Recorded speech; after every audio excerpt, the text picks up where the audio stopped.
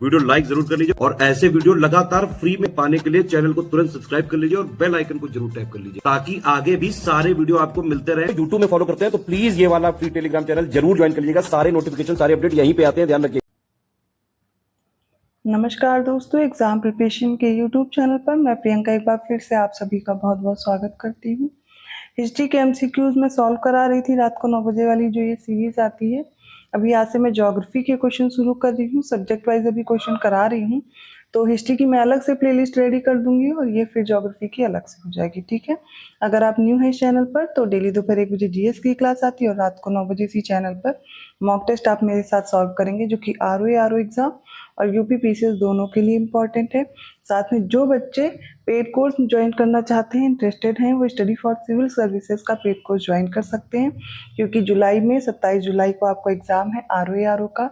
तो जो बचा हुआ समय है तो बेहतर ढंग से अभी भी आप प्रिपरेशन करके ज़्यादा से ज़्यादा प्रैक्टिस करके आप एग्ज़ाम क्वालिफाई कर सकते हो। आपको जो कोर्स में दिया गया मटेरियल है सिर्फ उतना फॉलो करना, उसके अलावा कुछ भी नहीं पढ़ना होगा। हिंदी, जीएस, करंट अफेयर सब चीज़ें आपकी बहुत अच्छे से कंप्लीट हो जाएंगी और जो टेस्ट सीरीज डेली दी जाएगी, डेली प्रैक्टिस कराई जाएगी, वो एग्ज़ाम ओरिएंटेड है। जैसे क्वेश्चन एग्जाम में पूछे जाते हैं वही इंक्लूड होंगे। और यूपी पीसीएस 2025 की तैयारी आप शुरू कर सकते हैं। नया कोर्स लॉन्च हो चुका है, इसमें आप प्री प्लस मेंस की तैयारी अभी से शुरू कर सकते हैं। तो कोर्स से रिलेटेड जानकारी होगी, अगर कोर्स ज्वाइन करना है डिस्क्रिप्शन बॉक्स में मैंने नंबर प्रोवाइड किया है, आप उन पर कॉल या मैसेज करके इन्फॉर्मेशन ले सकते हैं। और कोशिश कीजिए कि जो आप पढ़ रहे हैं उसको बेहतर ढंग से रिवाइज भी करते रहिए। जैसे कि क्लासेस इस चैनल पर पहले से भी दी गई हैं आरओ के लिए, जब से एग्ज़ाम के लिए आई थी नोटिस। तो आप जो पहले क्लासेस हुई उन्हें तो रिवाइज ही कीजिए और जो नई क्लासेस चल रही है उनको फॉलो करते रहिए, ठीक है। चलिए आज की क्लास बिना देर किए स्टार्ट करते हैं। 101st क्वेश्चन है, निम्नलिखित में से कौन सा पारिस्थितिकी तंत्र के लिए सत्य है। ऑप्शन ए है दोनों ऊर्जा का प्रवाह और खनिजों का चक्रण, ऑप्शन बी है केवल ऊर्जा का प्रवाह, ऑप्शन सी है केवल खनिजों का चक्रण, या फिर ऑप्शन डी है उपर्युक्त में से कोई भी नहीं। इसका देखिए करेक्ट आंसर क्या हो जाएगा। ऑप्शन ए दोनों ऊर्जा का प्रवाह और खनिजों का चक्रण पारिस्थितिकी तंत्र के लिए इम्पोर्टेंट है। 102nd क्वेश्चन है, निम्नलिखित में से कौन सी अनुसूचित जनजाति यूपी के सर्वाधिक जिलों में पाई जाती है। ठीक है, अगरिया, चेरा, गोंड या फिर थारू। इसका राइट आंसर हो जाएगा गोंड जो जनजाति है वो यूपी के सर्वाधिक जिलों में पाई जाती है। अगला प्रश्न देखिए 103rd क्वेश्चन है, भारतीय दलहन अनुसंधान संस्थान कहाँ स्थित है। झांसी में, कानपुर में, लखनऊ या फिर वाराणसी में। तो इंडियन पल्सेस रिसर्च इंस्टीट्यूट है कानपुर में, ऑप्शन बी करेक्ट होगा। देखिए आप ज्योग्राफी के साथ साथ यूपी के भी क्वेश्चन सॉल्व कर रहे हैं तो आपके दोनों सब्जेक्ट इसके साथ प्रिपेयर होते जाएंगे। 104th क्वेश्चन है, राष्ट्रीय डेयरी विकास बोर्ड का मुख्यालय कहाँ स्थित है। ठीक है, तो करनाल में है, नई दिल्ली में है, आनंद में है या फिर भोपाल में है। इसका राइट आंसर होगा ऑप्शन सी आनंद में है। ठीक है, तो राष्ट्रीय डेयरी विकास बोर्ड का हेडक्वार्टर कहाँ है, आनंद में हो जाएगा। अगला प्रश्न है, सरयू नहर राष्ट्रीय परियोजना के संदर्भ में दो कथन है, दोनों में से कौन कौन से कथन सही हैं ये आपको ऑप्शन देख करके बताना है। पहला स्टेटमेंट है, यह जो परियोजना है ये 1978 में शुरू की गई थी और इसका उद्घाटन जनवरी 2022 में बलरामपुर जो कि यूपी का एक जिला है इसमें हुआ था। बताइए कौन सी स्टेटमेंट करेक्ट है। इसका राइट आंसर होगा ऑप्शन सी, दोनों स्टेटमेंट सही है सरयू नहर राष्ट्रीय परियोजना के बारे में। 106 क्वेश्चन है, अफ्रीका में विक्टोरिया फॉल के बारे में बताया जा रहा है, कौन से कथन सही है। पहला स्टेटमेंट है जाम्बिया और मोजाम्बिक की सीमा पर अवस्थित है, सेकंड है जाम्बेजी नदी पर स्थित है। तो एक बार मैं मैप में आपको ये दिखाऊंगी। इससे पहले आपने जो पिछली क्लास देखी थी उसमें कुछ वॉइस मिसमैच हो गई है, तो जो टॉपिक मैंने पढ़ाए थे वो मैं फिर से एक्सप्लेन कर दूंगी जिससे आपको दिक्कत ना हो, रिवीजन हो जाएगा। ठीक है, तो अफ्रीका का ये मैप आप देख रहे होंगे और मैंने बात की है विक्टोरिया फॉल की। तो आप बोल रहे होंगे विक्टोरिया फॉल तो दिख नहीं रहा, वो मैं अलग से दिखा दूंगी। तो देखिए ये रहा जाम्बिया और ये रहा जिम्बाब्वे। यहाँ से एक रिवर फ्लो होती है जिसको हम बोलते हैं जाम्बेजी रिवर। ठीक है, और यहाँ पर फ्लो जब होती है तो उस पर एक फॉल स्थित है जिसका नाम है विक्टोरिया फॉल। तो यहाँ पर मोजाम्बिक आप देखेंगे कहाँ है, यहाँ है, और फॉल यहाँ पर स्थित है। तो ये किसकी सीमा पर है, तो जाम्बिया और जिम्बाब्वे। ठीक है, इन दोनों में आपको याद रखना है जो जाम्बेजी रिवर निकलती। मोजाम्बिक यहाँ नहीं आएगा, दूसरे मैप में दिखाती हूँ। तो अब देखिए यहाँ पर आपको जाम्बेजी रिवर दिख रही है ना, इस पर है। ठीक है, तो मोजाम्बिक वाला रीजन आप देख रहे थे इधर था, इसलिए ये नहीं हो सकता। और लेक विक्टोरिया अलग है, ये याद रखिएगा, विक्टोरिया अलग है, विक्टोरिया फॉल अलग है, ठीक है, दोनों का अलग लोकेशन है। ये मैं पहले भी कवर करा चुकी हूँ, एक बार अगर आप इस मैप में देखना चाहते हैं। तो लेक विक्टोरिया से व्हाइट नाइल निकलती है और ब्लू नाइल निकलती है यहाँ से आकर के लेक टाना से, ये खार्तूम वाली जगह पर आपस में मिल जाती है, फिर नील रिवर के नाम से आगे अपना डेल्टा बनाती हैं। दूसरी रिवर है कॉन्गो, जिसे हम जायरे के नाम से भी जानते हैं। अटलांटिक ओशन में अपना ये वाटर ड्रेन करती है और ये क्या करती है, ये किसको, ये इक्वेटोरियल लाइन को ये कितनी बार कट करती है, 2 बार कट करती है। इसी तरह अगली है लिम्पोपो रिवर, ये अपना इंडियन ओशन में वाटर ड्रेन करती है।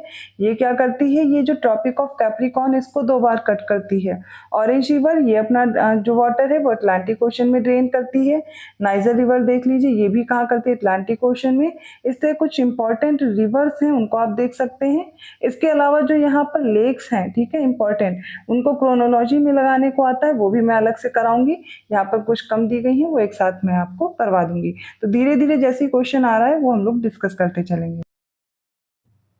तो यहाँ पर देखिए कौन सा आंसर करेक्ट हो जाएगा।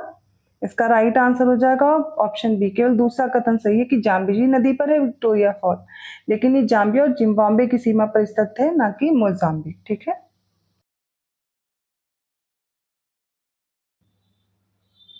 अगला प्रश्न देखिए, निम्नलिखित में से कौन सा हिमनद नुब्रा घाटी में स्थित है, बियाफो, बाल्टोरो, सियाचिन या हिस्पर। तो नुब्रा घाटी में है हिस्पर। आपको पता होगा सबसे बड़ा कौन सा है, यहाँ पर सियाचिन याद रखेंगे। सियाचिन, हिस्पर, बियाफो, बाल्टोरो ये सबसे बड़े हिमनद हैं और मैंने जैसे बताया ऐसे ही इनका घटता हुआ क्रम है, ठीक है। 108 क्वेश्चन है, उत्तर प्रदेश में पंडित दीनदयाल उपाध्याय पशु चिकित्सा विज्ञान विश्वविद्यालय और गौ अनुसंधान संस्थान कहाँ है, गोरखपुर में, मेरठ में, लखनऊ या मथुरा में। इसका करेक्ट आंसर हो जाएगा ऑप्शन डी, मथुरा में। अगला प्रश्न, निम्नलिखित में से कौन सा शहर खैबर दर्रे के सबसे निकटतम है, लाहौर, पेशावर, क्वेटा या फिर तक्षशिला। तो इसका राइट आंसर क्या हो जाएगा, ऑप्शन बी, पेशावर। तो खैबर दर्रे के सबसे पास कौन सा शहर है, ये पेशावर हो जाएगा पाकिस्तान का।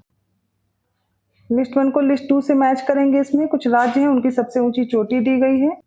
सबसे ऊंची चोटियों में धूपगढ़ है, सारामती है, गुरु शिखर है और दोदा बेटा है। राज्य में तमिलनाडु, राजस्थान, नागालैंड और एमपी है। तो देखेंगे तमिलनाडु की सबसे ऊंची चोटी कौन सी है, वो आप बताएंगे, वो हो जाएगी दोदा बेटा। राजस्थान की कौन सी हो जाएगी, गुरु शिखर। नागालैंड की सारामती है और एमपी की धूपगढ़ चोटी है। ये इन राज्यों की सर्वाधिक ऊंची चोटियां हैं, ठीक है। 4 4 3 2 1 राइट आंसर है, ऑप्शन सी में दिया गया है। अगले प्रश्न में हमें कुछ टाइप्स दी गई हैं, उनके स्टेट से हमें मैच करना है। थारू, टोडा, संथाल और गोंड में से बताना है। राज्य में एमपी है, झारखंड है, उत्तराखंड है और तमिलनाडु है, ठीक है। तो थारू देखिए कहाँ की है, उत्तराखंड की हो जाएगी। टोडा तमिलनाडु, संथाल झारखंड में और गोंड एमपी में। 3 4 2 1 ऑप्शन डी में दिया गया है। अगला प्रश्न देखिए, लिस्ट 1 को लिस्ट 2 से मैच करेंगे।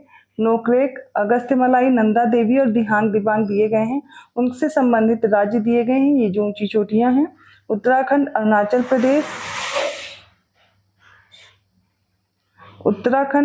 प्रदेश, केरल और मेघालय में से बताना है, ठीक है। तो देखते हैं इसका राइट आंसर क्या हो जाएगा। तो नोकरेक कहाँ की है, नोकरेक हो जाएगी मेघालय, ठीक है, ए का 4 हो जाएगा। अगस्त्यमलाई ये कहाँ की है, ये केरल की है। नंदा देवी उत्तराखंड, दिहांग दिबांग अरुणाचल प्रदेश। तो आपको मैच करना है 4 3 1 2 और ये हमें ऑप्शन ए में दिया गया है। अगला प्रश्न है, झील के किनारे प्रारंभिक कृषि वाला स्थल कौन सा है, मेहरगढ़, लौरादेव, चिरांद या फिर टी नरसीपुर। तो झील के किनारे प्रारंभिक कृषि वाला क्षेत्र चिरांद हो जाएगा, ठीक है, ऑप्शन सी करेक्ट है। चंद्रप्रभा वन्य जीव अभ्यारण्य जो है वो यूपी का एक प्रमुख वन्य जीव अभ्यारण्य है। ये किस पर है, पीलीभीत में है, चंदौली, उन्नाव या महाराजगंज में है। तो चंदौली में है चंद्रप्रभा, ऑप्शन बी करेक्ट होगा। अगला प्रश्न है, कर्क रेखा जो है किन राज्यों से होकर गुजरती है, त्रिपुरा, मिजोरम, मणिपुर और वेस्ट बंगाल में से बताना है। तो क्या आपको पता है त्रिपुरा से गुजरती है, मिजोरम, मणिपुर और वेस्ट बंगाल, इनमें से किससे नहीं गुजरती अगर मैं पूछूं, तो यहाँ पर मणिपुर से नहीं गुजरती। जिनमें भी 3 है उनको आप हटा लीजिए, आपको आपका आंसर मिल गया ऑप्शन सी। त्रिपुरा, मिजोरम और वेस्ट बंगाल से गुजरती है। कर्क रेखा कितने राज्यों से होकर गुजरती? 8 राज्य। कौन सा? पहला गुजरात हो गया, दूसरा राजस्थान, तीसरा एमपी, ठीक है। एमपी के बाद छत्तीसगढ़, झारखंड, ठीक है। फिर उसके बाद आपको क्या याद रखना है? त्रिपुरा, माफ कीजिएगा, पहले वेस्ट बंगाल है, फिर त्रिपुरा और मिजोरम। गिनिए 1 2 3 4 5 6 7 8, 8 हो गए। ऐसे ही सीरियल से याद रखिएगा। अगला प्रश्न है, कौन सा युग्म सही सुमेलित नहीं है? वन्य जीव अभ्यारण्य दिए गए, उनकी अवस्थिति। महावीर स्वामी अभ्यारण्य जनपद ललितपुर में है, बिल्कुल करेक्ट है। लाख बहोसी कन्नौज में है।